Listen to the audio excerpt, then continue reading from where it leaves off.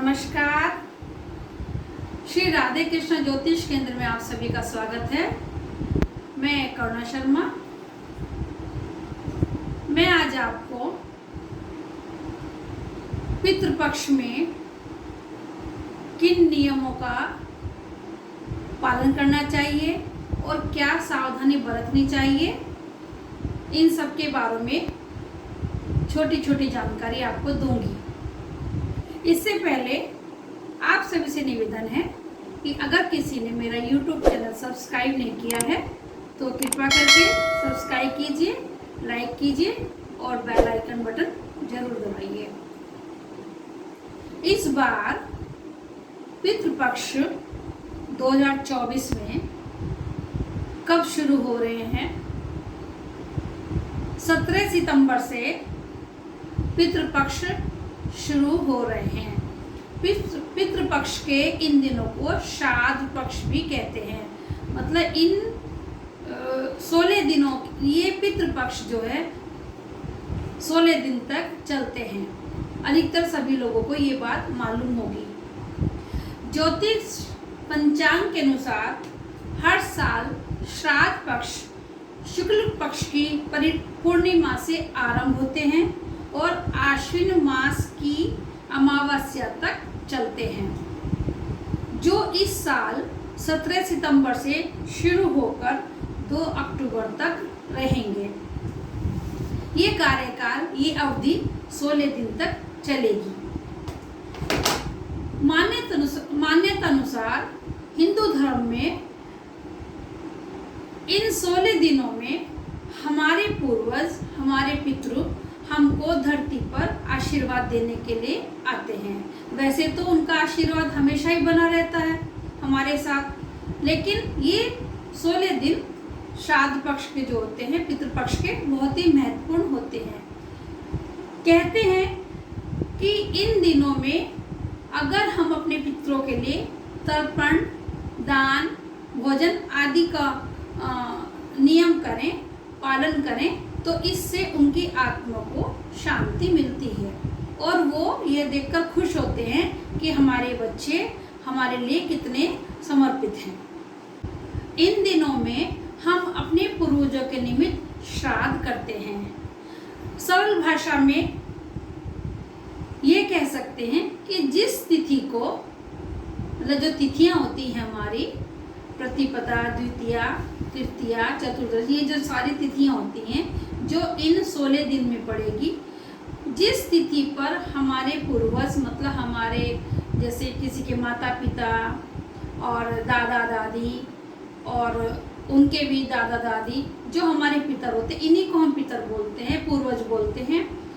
जो इन तिथियों, जिस तिथि पर वो धरती से स्वर्गलोक की ओर चले जाते हैं, तो उन तिथियों पर उनका श्राद्ध पक्ष किया जाता है।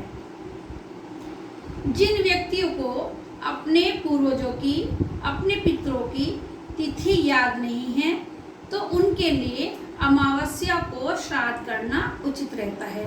अमावस्या तिथि एक ऐसी है कि उस दिन सभी पितरों का हम श्राद्ध कर सकते हैं, जिन जिन के, मतलब पितरों की, जिन जिन लोगों को अपने पितृ की तिथि श्राद्ध कर्म की नहीं याद है। इन दिनों अगर हम 16 दिन में अपने पितरों के लिए केवल जल, अगर हमको अपने पितरों की श्राद्ध तिथि भी नहीं पता है, तो इन 16 दिनों में नियमित रूप से जल देने से भी हमारे पितृ शांत होते हैं, उनकी आत्मा को शांति मिलती है। तांबे के लोटे में जल डालकर उसमें थोड़ा कच्चा दूध, काले तिल और चावल और एक कोई भी सफ़ेद फूल हम ले सकते हैं। अगर हम प्रतिदिन सूर्य भगवान को जल दें और अपने पितरों को याद करके समर्पण की भावना से तर्पण करते हैं, तो हमारे पितरों को शांति मिलती है। हमें ऐसा 16 दिन नियमित रूप से करना चाहिए। लेकिन जिस दिन जिसके घर में श्राद्ध होता है पितरों का, तो उस दिन उसको सुबह तर्पण नहीं करना चाहिए। ब्राह्मण को भोजन खिलाकर ही तर्पण किया जाता है, नहीं तो पितृ तर्पण से शांत हो जाते हैं। जिनको तिथि नहीं पता है उनके लिए ये उचित रहता है कि वो तर्पण से भी अपने पितरों को खुश कर सकते हैं। इस बार पूर्णिमा का श्राद्ध 17 सितंबर दिन मंगलवार को पड़ेगा। प्रतिपदा का श्राद्ध 18 सितंबर। द्वितीय श्राद्ध, द्वितीय तिथि का श्राद्ध जो होता है वो 19 को पड़ेगा। तृतीय श्राद्ध 20 सितंबर। चतुर्थी श्राद्ध 21 सितंबर। पंचमी तिथि का श्राद्ध 22 सितंबर। षष्ठी श्राद्ध और उस दिन सप्तमी भी आ जाएगी, वो 23 सितंबर को पड़ेगा और सप्तमी तिथि अगले दिन तक रहेगी। अष्टमी 24 तारीख को पड़ेगा अष्टमी तिथि का श्राद्ध। नवमी तिथि का श्राद्ध 25 तारीख को पड़ेगा। दसवीं तिथि का श्राद्ध 26 तारीख को पड़ेगा। एकादशी तिथि का श्राद्ध 27 तारीख को भी है और 28 तारीख को भी एकादशी तिथि पड़ेगी।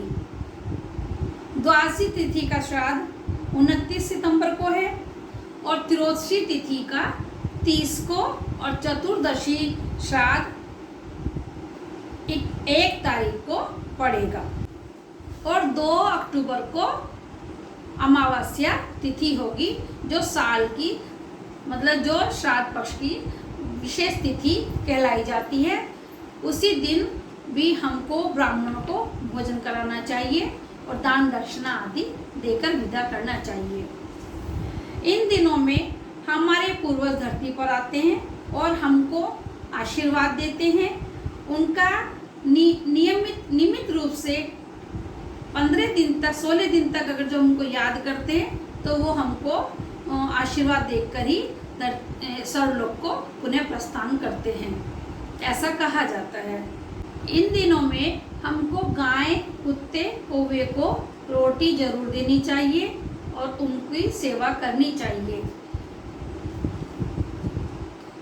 कोई भी नया कार्य इन दिनों में हमें नहीं करना चाहिए, जैसे नया मकान, नई गाड़ी, नया बंगला, शादी विवाह आदि गृह प्रवेश वाला इन दिनों वर्जित हैं।